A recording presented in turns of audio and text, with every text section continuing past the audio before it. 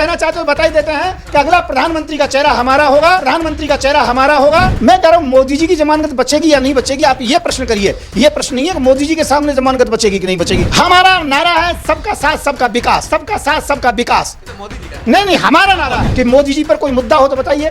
क्या मोदी जी महंगाई के ऊपर बोल सकते हैं?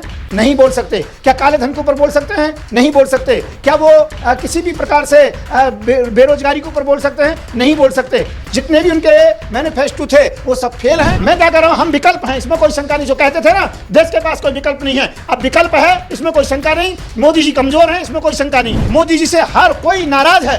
मोदी जी ने एक भी काम किया हो तो गिनाइए, कोई भी काम किया ही नहीं है, इसलिए मोदी जी चेहरा नहीं है। मैं एक बात कहना चाहता हूँ, 90 से कम सीट नहीं आएंगी और दूसरा हम जीतेंगे और मोदी जी को हराएंगे और प्रधानमंत्री बनेंगे बनेंगे बनेंगे।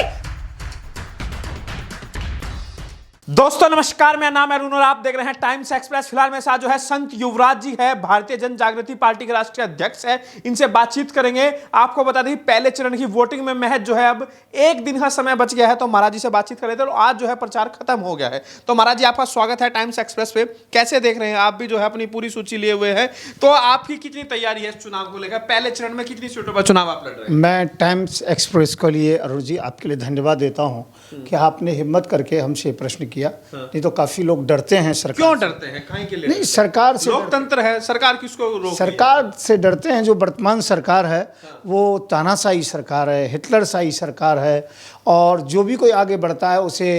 तो आप चुनाव कैसे लड़ रहे हैं फिर? तानाशाही चल रही है तो लोकतंत्र है ना भाई, तभी आप चुनाव लड़ रहे हैं, तभी हमसे लोग बातचीत कर पा रहे हैं। मैं तो इसलिए चुनाव लड़ रहा हूँ कि मैं इनसे डरता ही नहीं हूँ। और डरने की बात ही कौन सी है?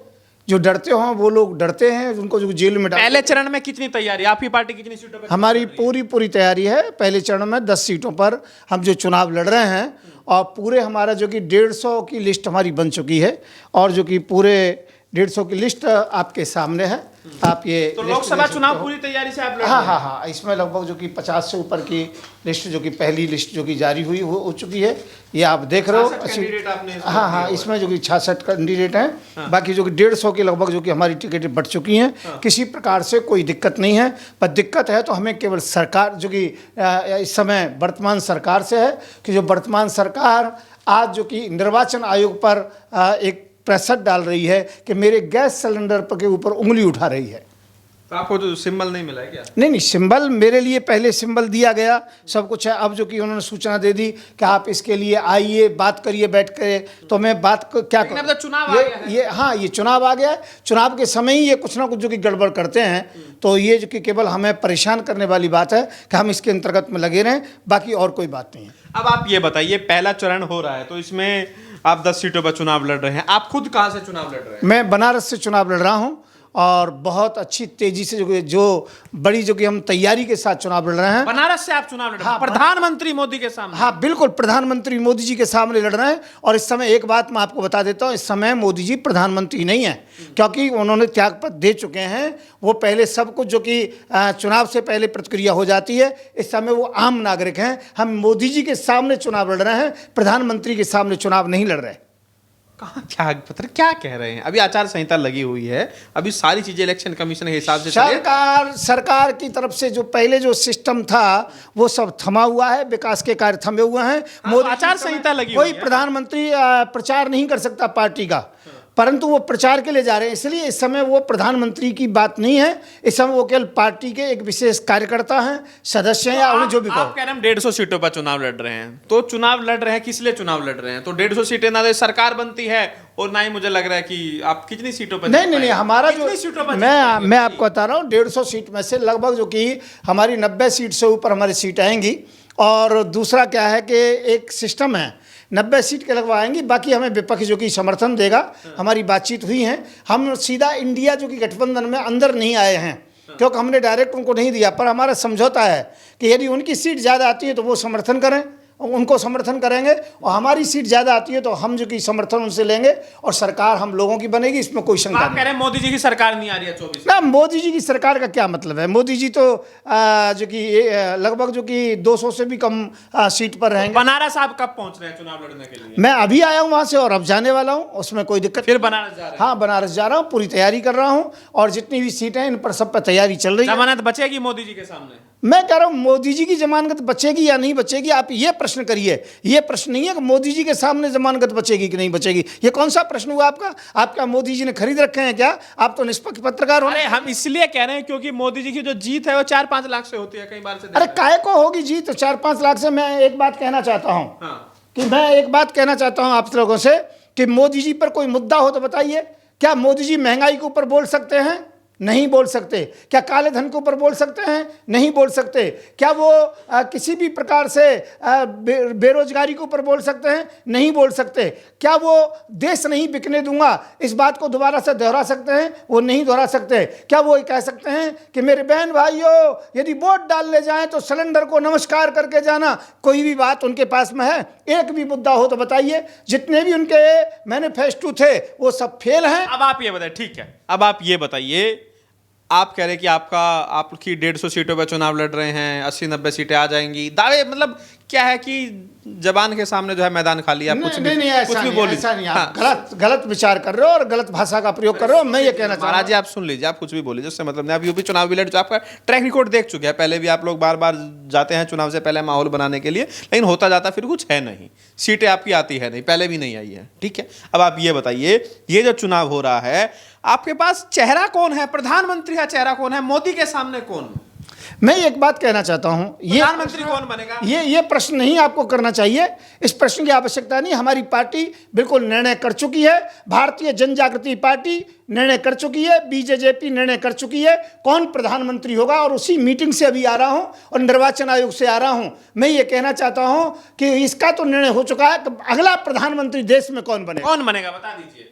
अब मुझे अपने मुंह से कहना ठीक नहीं लगता है। यदि ये मेरे राष्ट्रीय महासचिव रमेश कुमार जी बताएं या हरजिंदर कुमार जी बताएं तो ज्यादा अच्छा लगेगा। क्या डिसाइड हुआ पार्टी तरफ से, बताइए ना भाई। अरे भाई, कहना चाहते हो बता ही देते हैं कि अगला प्रधानमंत्री का चेहरा हमारा होगा। और उन्होंने डिसाइड किया है कि अगले बार जो कि हमारी पार्टी जब जीतेगी, चाहे गठबंधन की सरकार बने, तो प्रधानमंत्री का पद हमें प्राप्त होगा। ये अपने मुंह से मुझे नहीं कहना चाहिए। अपने मुंह से जो आप कह रहे हैं कि आप प्रधानमंत्री की जिम्मेदारी संभालने के लिए तैयार हैं। हाँ, बिल्कुल। देश की यदि हमें सेवा मिलती है तो हम काम करेंगे। और देश को जो बिका हुआ देश है, और देश की जो संस्थाएं बिकी हुई हैं, उनको दोबारा से लौटाएंगे।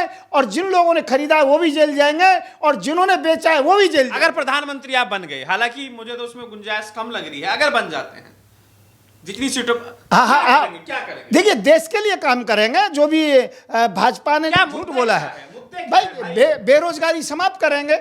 सबसे बड़ी बात यह है, कैसे करेंगे? बेरोजगारी समाप्त करने के तरीके हैं अपने अनेकों प्रकार से। वो सभी प्रकार से हम तरीके अपनाएंगे। बेरोजगारी है जो कि बेरोजगारी दूर करेंगे। दूसरा क्या है, जनसंख्या नियंत्रण कानून भी होगा। गऊ को जो कि राष्ट्रीय दर्जा दिलाएंगे। और दूसरी बात मैं बताना चाहता हूं आप लोगों के लिए, हिंदू मुस्लिम सिख ईसाई सभी बराबर रहेंगे, क्योंकि मुसलमान भी हमारे भाई हैं, इसमें कोई शंका नहीं है। हिंदू जिनके पास जो कि विकास के मुद्दों की नीति नहीं है, महंगाई के विषय में कोई नीति नहीं है, बेरोजगारी के विषय में नीति नहीं है, वो मंदिर मस्जिद की बात करते हैं और केवल हिंदू मुसलमान की बात करते हैं, तो हम किसी भी प्रकार से हिंदू मुसलमान में दरार नहीं होने देंगे। वो भी हमारे भाई हैं। तो आप भाईचारे को साथ लेकर, सबको साथ लेकर आप चल रहे हैं। हमारा नारा है सबका साथ सबका विकास। ये तो मोदी जी का नहीं, हमारा नारा है। हमारा नारा है काम भी आप चुरा रहे हैं। काम करेंगे, विकास करेंगे, ये हमारा विशेष नारा है। तो ये हम जो कि काम करेंगे, सबको साथ लेके चलेंगे। इस देश में सभी को रहना है। सोचा है आपने प्रधानमंत्री बनेंगे तो क्या रोड मैप होगा शुरुआत के 100 दिनों में? हाँ, ये सभी, एक साल में क्या ये सभी काम किया। परंतु ये प्रेस कॉन्फ्रेंस होने वाली है जल्दी से जल्दी, बहुत बड़ी प्रेस कॉन्फ्रेंस होगी राष्ट्रीय स्तर की। उसमें पूरे पत्ते खोले जाएंगे राष्ट्रीय महासचिव के द्वारा। पूरी बात मैं नहीं बताना चाहूंगा। लेकिन आज आपने एक बड़ा खुलासा कर दिया कि आप प्रधानमंत्री पद के दावेदार हैं। आपने जबरदस्ती कराया है। मैं तो नहीं करना चाहता था, पर आपने जो पत्रकारों की सिस्टम होता है उस तरीके से उस दायरे में मुझे फंसा लिया है और मेरी बात को उगलवा लिया है। परंतु ये कार्य होगा, अब कोई दिक्कत नहीं है। आप ये बताइए। आपने डिसाइड कर लिया, आपकी पार्टी में तय हो। मैं आपको ये पूछना चाहता हूं, मैं प्रश्न करना चाहता हूं, बीजेपी के अलावा देश पर विकल्प कौन सा है? आप है विकल्प। मैं क्या कह रहा हूं, हम विकल्प हैं, इसमें कोई शंका नहीं। जो कहते थे ना देश के पास कोई विकल्प नहीं है, अब विकल्प है, इसमें कोई शंका नहीं। मोदी जी कमजोर हैं, इसमें कोई शंका नहीं। मोदी जी से सब लोग नाराज हैं। मोदी जी के सामने एक चेहरा पेश कर दिया अपना। बिल्कुल बिल्कुल, इसमें कोई शंका नहीं है। देखिए, मोदी जी से हर कोई नाराज है। मोदी जी प्रधानमंत्री बन कह सकते हैं, मोदी जी के पास वोट आ कह सकती है। ठाकुर नाराज हैं। क्यों? क्योंकि योगी प्रधानमंत्री या राजनाथ प्रधानमंत्री की दौड़ में ना दौड़े, इसे ठाकुर जितने प्रत्याशी उनके वोट काट दिए गए। जाट नाराज है बीजेपी से क्यों? चौधरी चलेगा। हाँ, मैं क्या कह रहा हूं, किसान जितना भी था उस सभी के सामने उन्होंने कील जो कि ठोक दी गई, उन पर लाठीचार्ज किया, दिल्ली तक नहीं आने दिया। उनमें अधिकतर 80% जो कि जाट किसान था। जाट नाराज हैं, बेटियां नाराज हैं। जो बेटी पढ़ाओ बेटी बचाओ की बारी होती थी, पर ब्रिजभूषण नाम के मंत्री ने जिस प्रकार से गलत किया, उस बलात्कारी के साथ मोदी जी खड़े हो गए। वो बलात्कारियों का पक्ष लेते हैं, गलत लोगों का पक्ष लेते हैं। भ्रष्टाचार में जिस व्यक्ति को पकड़ा गया, पर दूसरे तीसरे दिन ही जब उनको रिश्वत मिल गई तो उसी को सरकारी गवाह बना लिया गया। मोदी जी से हर कोई नाराज है। मोदी जी ने एक भी काम किया हो तो गिनाइए, कोई भी काम किया ही नहीं है। इसलिए मोदी जी चेहरा नहीं है। मोदी जी विकल्प थे, अब विकल्प नहीं है। अब देश को विकल्प मिल चुका है। अब मैं ये नहीं कहना चाहता हूं, परंतु मैं ये कहना चाहता हूं, कोई यदि चैलेंज करता हो कि विकल्प नहीं है, तो देश वीरों से खाली नहीं है। जब लक्ष्मण को वहां पर पुकारा गया, जनक जी महाराज ने बार बार कहा ये पृथ्वी वीरों से खाली है, तो लक्ष्मण जी को क्रोध आया और सामने आना पड़ा। लेकिन आपने जो बात आज कही कि आप प्रधानमंत्री का पद जो है आप स्वीकार करने के लिए तैयार है, अगर आपको समर्थन मिलता है, अगर आपको जनता का समर्थन मिलता है, अगर इतनी सीटें आपकी आती है, जैसे आप कह रहे हैं 150 सीटों पर चुनाव लड़ रहे, आपकी पार्टी ने तय किया है कि आप प्रधानमंत्री पद के दावेदार होंगे, तो आपने सोचा है कि जो आपके साथ एक पहचान है, एक धार्मिक पहचान है, आप भी जो है भगवा पहने हुए हैं, ठीक है, भगवा डाले हुए हैं, मतलब आपकी एक संत की आपकी एक पहचान रही है, तो आपको नहीं लग रहा है कि एक संत के साथ एक जो धार्मिक पहचान जुड़ी हुई है उसमें सब लोगों का समावेश कैसे होगा, सभी धर्मों का समावेश कैसे होगा? जब योगी मुख्यमंत्री का पद ले सकते हैं तो क्या हम प्रधानमंत्री का पद नहीं ले सकते? मैं ये कहना चाहता हूं, देश में विकल्प है, इसमें कोई शंका नहीं। मोदी जी के पास कोई भी जो कि इस समय वोटर नहीं है। हर लोग नाराज हैं, हर वर्ग के लोग नाराज हैं। मोदी जी ने कुछ नहीं किया। मोदी जी अपना वक्तव्य दें और हमसे लड़ते हैं तो मोदी जी के मुद्दों पर लड़ें। मोदी जी मंदिर मस्जिद के ऊपर ना लड़ें, हिंदू मुसलमान की बात ना करें, हिंदुओं को डराएं नहीं कि यदि उनका शासन नहीं गया सनातन समाप्त हो जाएगा और ये मुसलमान उनको मार देंगे, भगा देंगे, ऐसी बातें ना करें और लोग इनकी बातों में ना आए। सब लोगों से एक ही बात कहूँगा, गैस सिलेंडर पर मोहर लगाएं, हमको जो कि ज्यादा से ज्यादा वोट दें, समर्थन करें। तो महाराज जी, मेरा आखिरी सवाल आपसे है, जो आप दावा कर रहे हैं, हर आदमी जो भी चुनाव में जाता है वो यही दावा करता है, भाई हम तो जीत रहे हैं, हमारी सरकार बन रही है, चाहे उन्हें वोट ना मिले एक भी, ठीक है। अब आप भी दावा कर रहे हैं, आपने दावा यहां तक कर दिया कि हम प्रधानमंत्री बन जाएंगे, हमारी सरकार बन रही है, ठीक है। अगर नहीं आपकी सरकार बनती है, अगर आपकी सीटें नहीं आती है, तो विपक्ष में कैसी क्या भूमिका निभाएंगे? मैं एक बात कहना चाहता हूं, 90 से कम सीट नहीं आएंगी और दूसरा हम जीतेंगे और मोदी जी को हराएंगे और प्रधानमंत्री बनेंगे। देश के पास दूसरा कोई विकल्प ही नहीं है। इसलिए ये प्रधानमंत्री का विकल्प है लोगों के लिए। मैं फिर कहना चाहूंगा इस बात के लिए, कोई ये ना कहे कि पृथ्वी वीरों से खाली हो चुकी है। मैं ये कहना चाहता हूं, अब विकल्प है हर तरीके से। मोदी जी मुद्दे की राजनीति से आए, हिंदू मुसलमान की बात छोड़ दें। अरे मुसलमान कहां जाएंगे देश से, ये भी हमारे भाई हैं, इसमें कोई शंका नहीं है।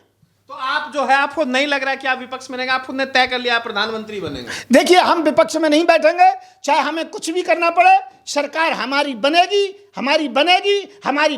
जरूरत पड़ी बीजेपी के साथ भी जा सकते हैं?